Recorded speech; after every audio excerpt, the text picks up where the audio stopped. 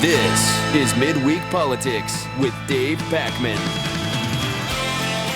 Hey, welcome back to Midweek Politics. David Pakman here with you. Remember when Rush Limbaugh was telling people to switch over to Democratic Party registration to then vote for Hillary Clinton and screw up the Democratic primary? Well, some people listened and obeyed, and it looks like now it's coming back to haunt them. Victoria Robertson has been an avowed Republican for decades, even working for conservative candidates and causes, so you can be sure she didn't accidentally, or even rather, decide she's really going to be a Democrat and switch party. Well, it turns out she did.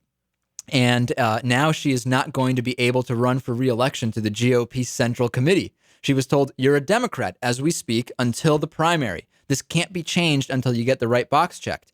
This is according to the Butler County Board of Elections Chairman, Tom Ellis. This is hilarious to me because you know what?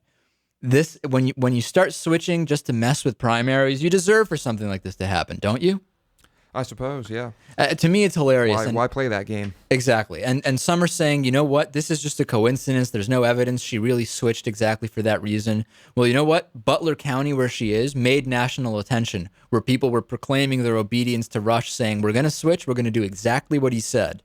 To believe this is a coincidence, you'd have to believe unicorns could also roam the earth, or, that the Obama administration is trying to kill Orly Tates. That's the only way you could believe this is a coincidence. Well, a JFK airport tower allowed a kid to direct air traffic. This is some kind of unofficial or de facto take your son to work day. Take a listen to this. AMAX 403, contact departure, adios. Contact departure, Idaho, Mexico 403, adios. The voice of a small boy clearly directing air traffic. And also a JetBlue pilot being directed by this little boy and apparently liking it. And it didn't stop there. JetBlue 171, clear for takeoff. Clear for takeoff, JetBlue 171. JetBlue 171, contact departure. Over to departure, JetBlue 171. Awesome job. Incredible. It's incredible.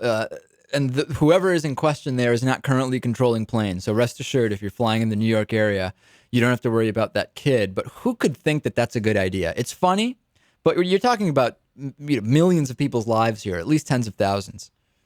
I don't know. Very strange. I hear those guys are under a lot of stress. It sounds like they are if they're letting kids direct ground traffic. Okay, visit our website, midweekpolitics.com. You can email us, radio@midweekpolitics.com. A lot of emails from last week's show. You'll remember Kay Burley from the UK didn't know what that ash was on Joe Biden's forehead. Somebody writing to us, yes, sure, Burley, that wasn't Brit humor. It was probably sarcasm. It was honestly probably ignorance. On CPAC and Newt Gingrich, someone not happy that I didn't elaborate about Newt, saying Pakman doesn't spend much time discussing these topics, does he? I mean, what Newt said deserves no refutation. Is that a word, Lewis? Refutation? I'm not sure. I'm not sure either. Going to let that statement go unchallenged? Come on. Well, listen, we're it's obvious to our audience that Barack Obama is not actually a communist, I believe, to the majority of our audience. I don't know that it would be an insult to the audience to refute what Newt Gingrich said. We'd be insulting their intelligence. That's absolutely right, and I refuse to do that. And we have other things to cover. On corporate personhood, what I don't get is why are individual people limited in how much they can contribute, but corporations are unlimited? Also, corporations have unlimited lifespans and limited liability. It's a great point.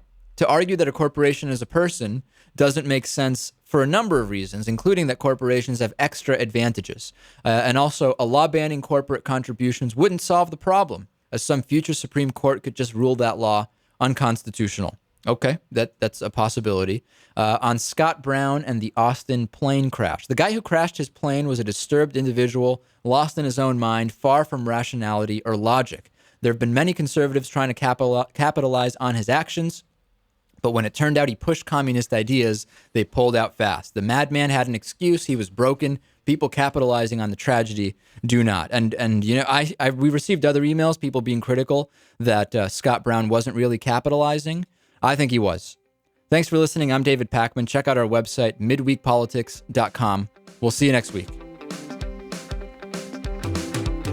Midweek Politics with Dave Pakman on midweekpolitics.com. Midweek Politics is brought to you in part by Just Coffee Cooperative, fair trade coffee from around the world roasted daily at justcoffee.coop. By Jackson & Connor, classically modern men's apparel in Northampton, Massachusetts on the second floor of Thorne's Marketplace. To find out more about underwriting Midweek Politics, visit midweekpolitics.com.